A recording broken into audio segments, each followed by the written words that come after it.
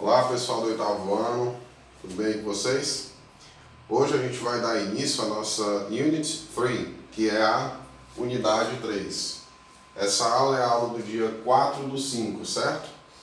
A Unidade 3, que ela está aqui na página 21, né? Ela contém um texto, que a gente chama de text, e o Bank of Words, que é o banco de palavras. É como se fosse uma lista de vocabulários, né? No título desse texto existe a palavra work. Work quer dizer trabalho, né? Work. W-O-R-K. O nome do texto é The Ant and the Grasshopper, certo? Grasshopper, que é a formiga e o gafanhoto. Grasshopper também pode ser essa pronúncia no inglês britânico, certo? Grasshopper, gafanhoto. Eu vou dar uma lida do texto, eu vou fazer a tradução, certo? Está aqui o nome do texto, ó, para quem não tem o livro, né? The Ant and the Grasshopper. The Ant and the Grasshopper. A formiga e o gafanhoto. Depois nós vamos ver de novo, né, o Bank of Words e os Irregular Verbs, verbos irregulares, que estão na página 23. Então vamos lá. No texto começa dizendo assim, preste atenção na pronúncia, tá ok? During all summer, the ants were working restlessly. During all summer, the ants were working restlessly.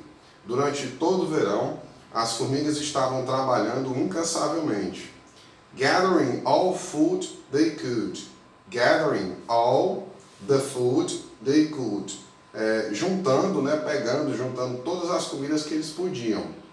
Sometime later, in winter, the grasshopper went to an ant and said, in a whining voice, repetindo, sometime later, in winter, the grasshopper went to an ant and said, in a whining voice, né?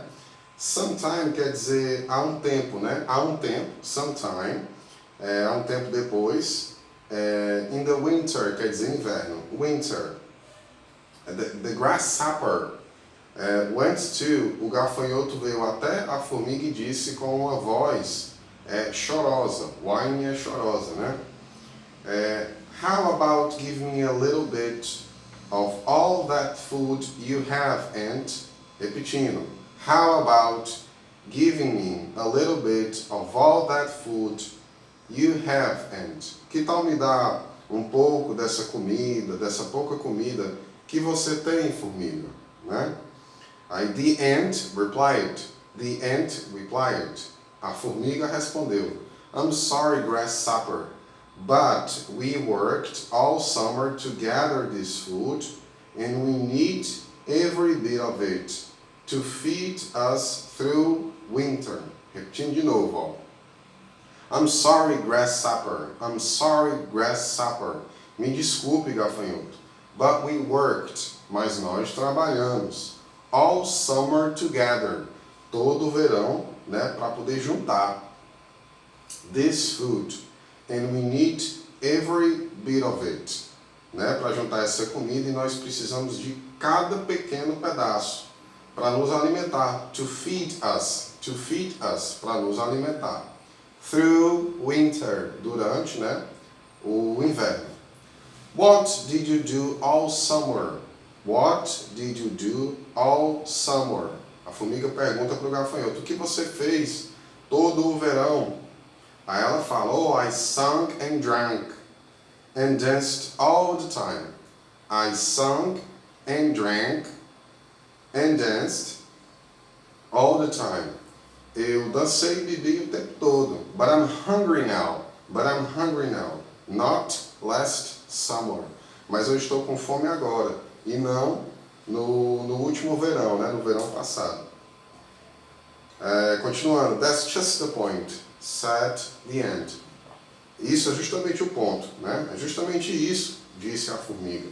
We worked hard because we didn't want to be in the same situation that you are now. Repetindo, ó. We worked hard because we didn't want to be in the same situation that you are now. nós trabalhamos arduamente, né? Nós trabalhamos duro, porque nós não queríamos estar nesta mesma situação que você está agora. Unfortunately, we can't help you. Unfortunately, we can't help you. Infelizmente, nós não podemos te ajudar. Goodbye. In the end, entered his house. Goodbye. In the end, entered his house. Ela diz, né? Goodbye, que é tchau. E a formiga entrou para a sua casa, né? Para a casa dele. No Bank of Words, que é o banco de palavras, algumas das palavras eu coloquei aqui, ó. Para quem não tem o livro pode estar acompanhando pelo quadro, certo? A primeira palavra é ant. Ant significa formiga, né? Formiga. Grasshopper. Grasshopper quer dizer gafanhoto. Restlessly. Restlessly quer dizer incansavelmente. Incansavelmente. Gathering. Gathering quer dizer juntando, né? Gathering. Could. Could. Podia. Certo? É um verbo. Podia. Whining. Whining. Choroso ou então chorosa, né? How about? How about? Que tal? E se, né? Que tal? E se? How about? Reply it. Reply it. Respondeu. Respondeu, certo? Bit of it. Bit of it. Cada parte, né? Ó, cada pedaço. Bit of it. Certo? Pedaço de ou um pouco de, né? Bit of it. Feed. Feed. Alimentar. Certo? Ó, feed. F-E-E-D. Alimentar. Unfortunately. Unfortunately. Infelizmente. Unfortunately. Infelizmente. Certo? Agora nós vamos passar para o irregular verbs. Verbos irregulares. Certo? Eu vou fazer a conjugação deles desse lado. Certo?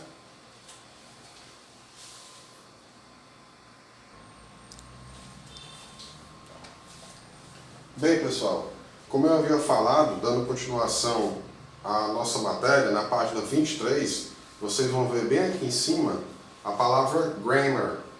Grammar quer dizer gramática. E qual é o tópico dessa gramática? Os irregular verbs. Irregular verbs são verbos irregulares.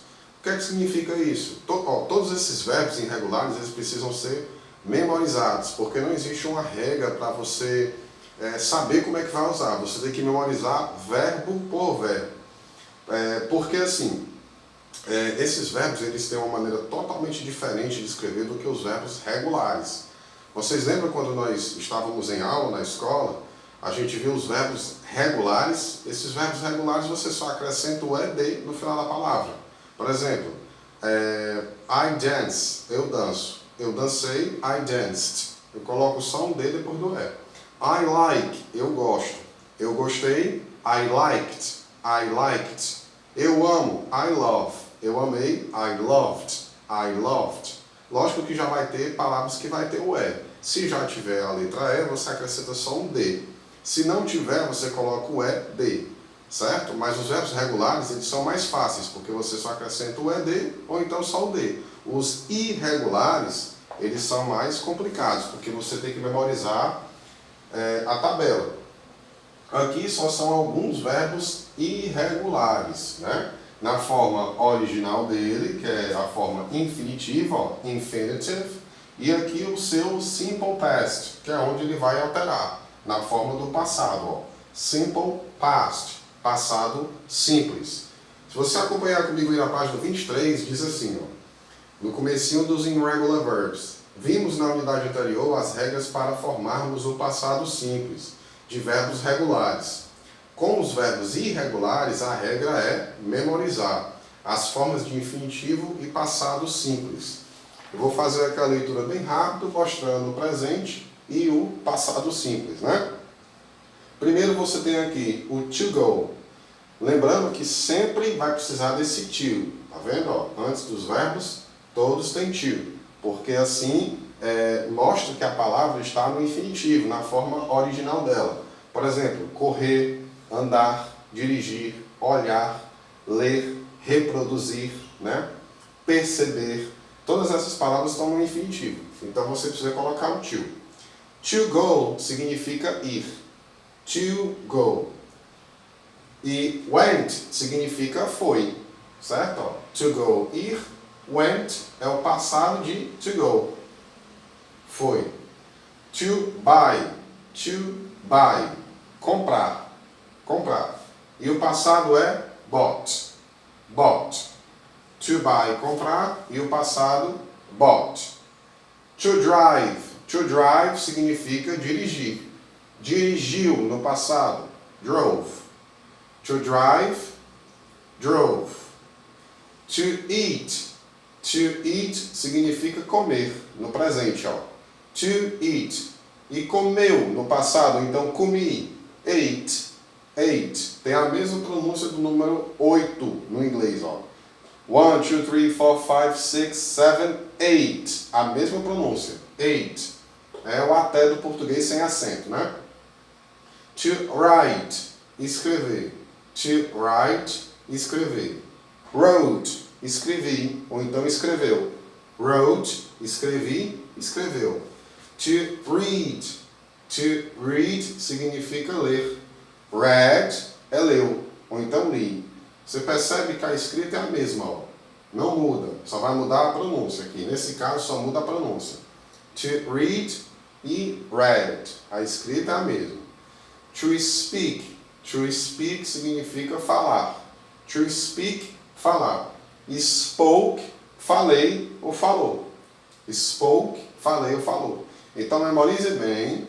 Essa mesma tabela aqui está na página 23. Você pode estar dando uma lida e repetindo a pronúncia, certo? Infinitivo e simple past. Isso aqui abrange tudo, né? Uma boa parte, lógico, dos irregular verbs, ok? Boa semana para todos, viu?